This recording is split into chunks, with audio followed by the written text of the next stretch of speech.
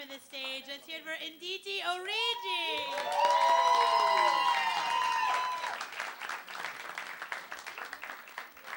Okay. Hi, how you guys doing?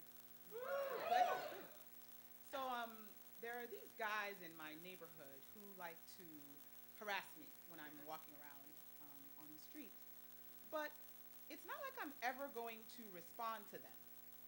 The problem is that they like to call me things that I can never become.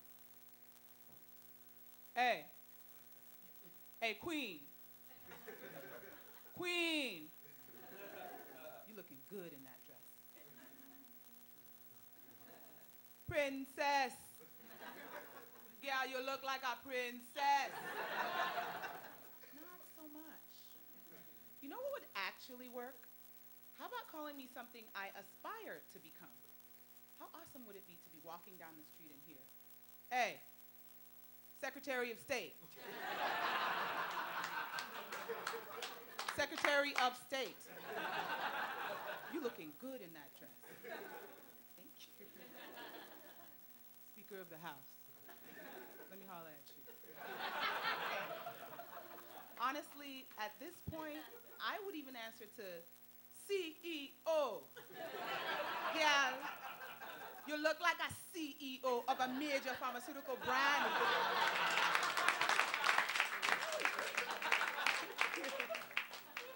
Awesome. And I notice a lot of things. Like, I notice that companies market things differently to black people. Really. Um, like hair products. Hair products for white people have names that are logical and explain what the product does. Pantene Straight to Volume Conditioner. For some reason, advertisers seem to think that black hair products need to have names that invoke black culture.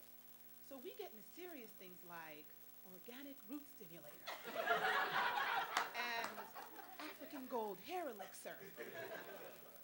I really would not be surprised if I walked into a black beauty store tomorrow and I saw a product called the Reverend Dr. Martin Luther King Jr. I have been to the mountaintop straightening pomade and black power gel for when you want to straighten your hair but still stick it to the man. It would not surprise me, guys. So I don't drink, and I'm okay with that. I just don't like the taste of alcohol. But I think it weirds people out. And I know this because whenever I meet someone new, they tend to make up traumatic stories from my past that explain the fact that I don't drink. The conversation usually goes something like this. Hey, you want a beer? No, I'm okay. Come on, we have all kinds of beer. I don't drink. You don't drink at all? Nah, I just don't drink. Oh, so your father was an alcoholic, right? He's a professor. No, no, no. It's okay. I understand. Okay. Okay, girls, we've got wine, we've got martinis, we've got appletinis. What are you gonna have? I'm fine with just juice. You're not drinking anything? Nah, I'm okay. You don't drink at all? No, no, I don't. Oh, date rape, right? College? No, there's a. It's okay. Me too. It's the worst. Yeah, it is the worst. I'm always thinking about what do these people say when they meet a vegetarian? Okay, so you don't eat any meat?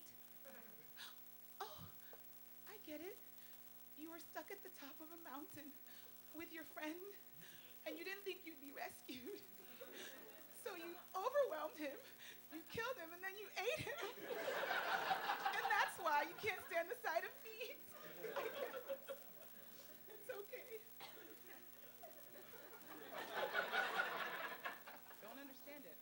So, I've noticed a disturbing trend with the names of country music groups.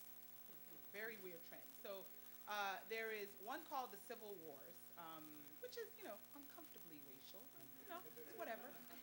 But the worst one is called Lady Antebellum, and I'm sure you guys have heard of them. They won a lot of Grammys last year. Yes, antebellum, as in the pre-Civil War culture in the southern states. Apparently, the story goes that the band members were taking a tour of antebellum homes, which is a nice way of saying slave plantations. If there were a nice way to say slave plantation. And one of the band members said, antebellum? That's an awesome name. We should just throw lady in front of that. Ah, there, we're done. Which I find completely bizarre. That's like saying, girl, this tour of Auschwitz is the bomb. Wait, I know what we should call our new R&B group. Destiny's Holocaust, right? And I'm sorry, but throwing lady in front of the word antebellum doesn't really soften the blow. Ladies and gentlemen, coming to the stage, the best hip-hop groups in all the nation. Lady Tiananmen Square Massacre, Lady Apartheid, and Lady Post-Ethnic Cleansing Bosnia!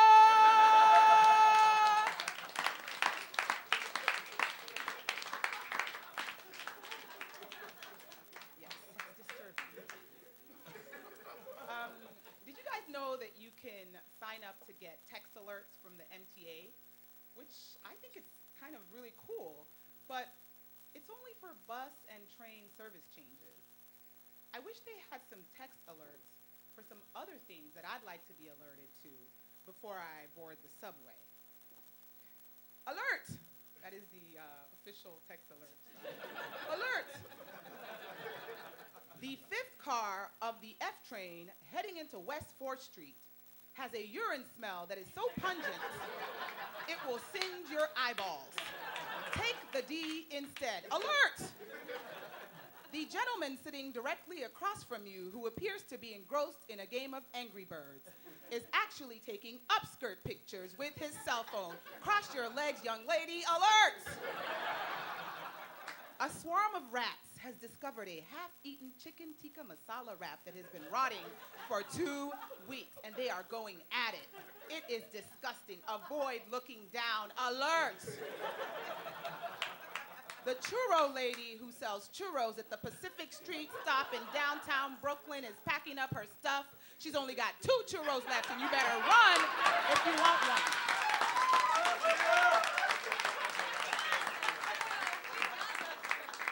Those would be great text alerts. One thing that I don't understand is why we still have phone sex hotlines. I saw a commercial the other day for a service called Night Exchange. Live your fantasies. Call Night Exchange now. Dial 1-888-528-SEXY. We're waiting. And it got me thinking, if we are still holding on to phone sex hotlines for people who have obviously never heard of the internet, what other technologically deprived groups should we cater to? Oh, I know. How about cowboys in the American West, circa 1861?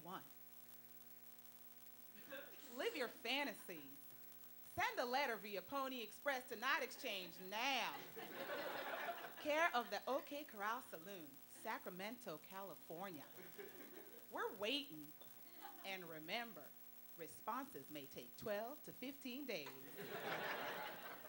Thanks a lot, you guys.